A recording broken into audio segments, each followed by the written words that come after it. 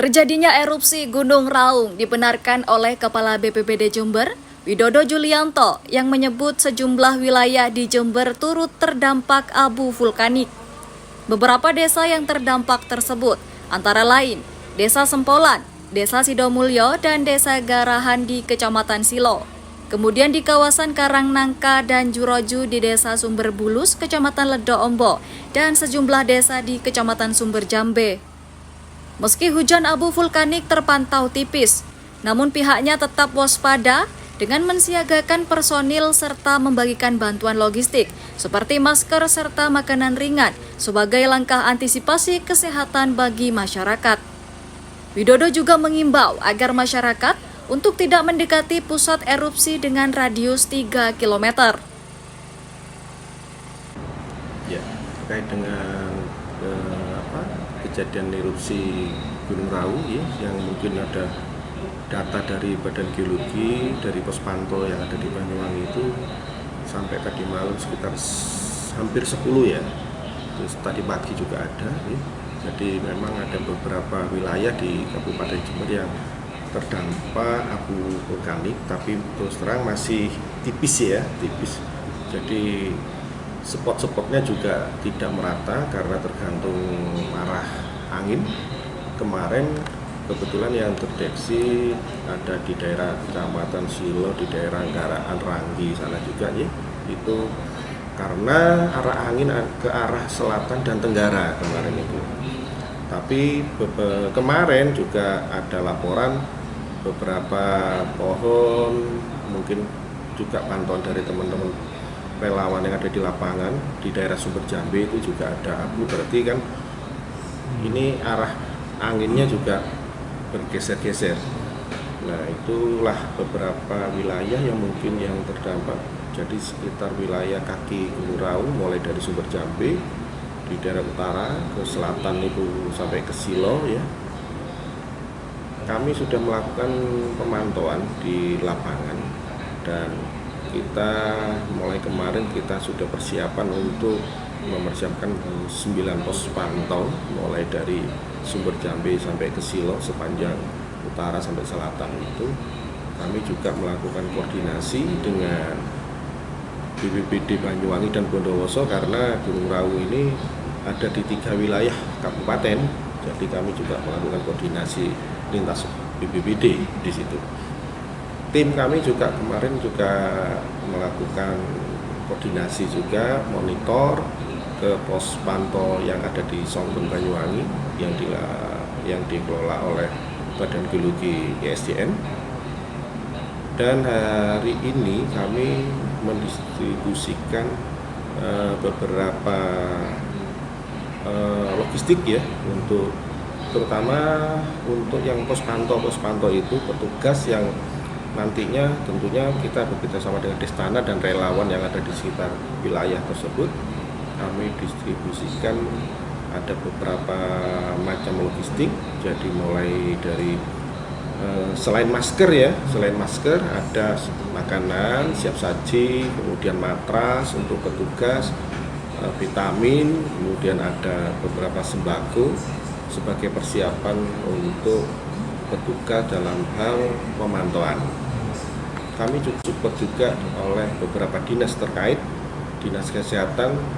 Tadi laporan dari lapangan, khususnya sementara hari ini dari Puskesmas Ledo Ombo ya, jadi melakukan pemantauan juga dan pembagian masker juga dari dinas kesehatan. Kami sudah koordinasi barusan dengan Kepala Dinas Kesehatan untuk bisa diikuti juga oleh beberapa puskesmas yang lain, baik puskesmas dari Sumber Jambe, puskesmas Silo untuk melakukan hal yang sama. Kita kolaborasi lah di sini. Di sisi lain, Ketua Baret Rescue Jember, David Handoko Seto mengaku pihaknya juga turut serta membantu BPBD dalam mendistribusikan ribuan masker kepada warga. Tak hanya itu, personil Baret Rescue juga bersiaga di lokasi wilayah yang terdampak abu vulkanik bila mana bencana sewaktu-waktu terjadi.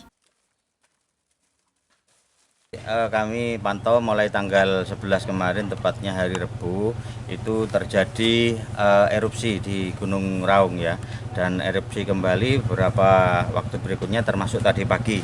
Kami bekerja sama dengan semua potensi relawan, kemudian juga disupport oleh BPBD Jember. Hari ini berusaha untuk terlibat di dalam antisipasi terhadap apa yang menjadi potensi penyakit masyarakat, yaitu batuk, sesak, dan yang lain. Kami insya Allah juga akan membagikan masker bersama potensi relawan yang lain di lereng Gunung Raung. Mungkin kalau ditangani BPBD di sebelah barat sama utara, kami akan ada di sebelah timur dan seterusnya, sehingga penyebaran untuk masker ini akan semakin efektif kepada masyarakat.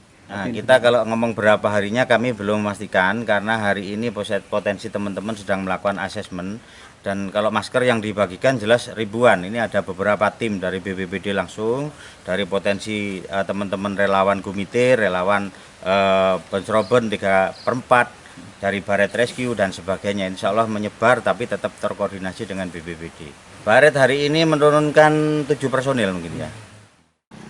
Dari Jember, Yudisa di Jember 1 TV melaporkan.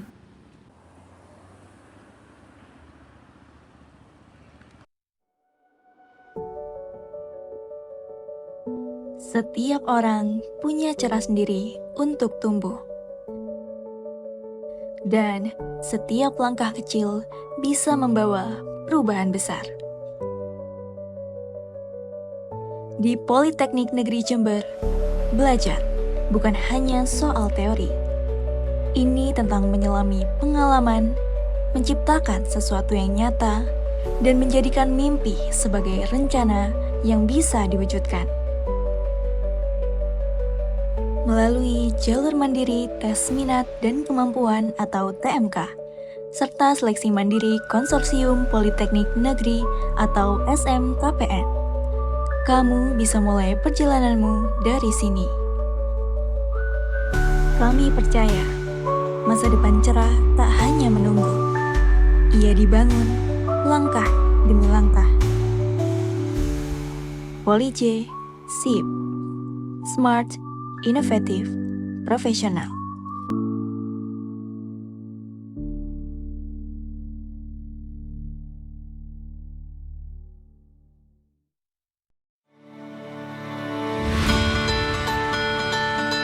Institut Teknologi dan Sains Mandala membuka pendaftaran mahasiswa baru.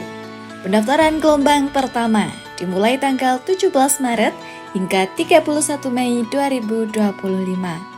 Pendaftaran gelombang kedua mulai tanggal 1 Juni hingga 21 Agustus 2025. Sedangkan pendaftaran gelombang 3 dimulai tanggal 22 Agustus hingga 30 September 2025. Fakultas Ekonomi dan Bisnis. Terdapat program studi S2 Magister Manajemen, S1 Manajemen, S1 Akuntansi, S1 Ekonomi Pembangunan, D3 Keuangan dan Perbankan. Fakultas Sains Teknologi dan Industri. Terdapat program studi S1 Sistem dan Teknologi Informasi, S1 Rekayasa Perangkat Lunak. Yuk buruan daftar di kampus prestasi dengan beragam beasiswa.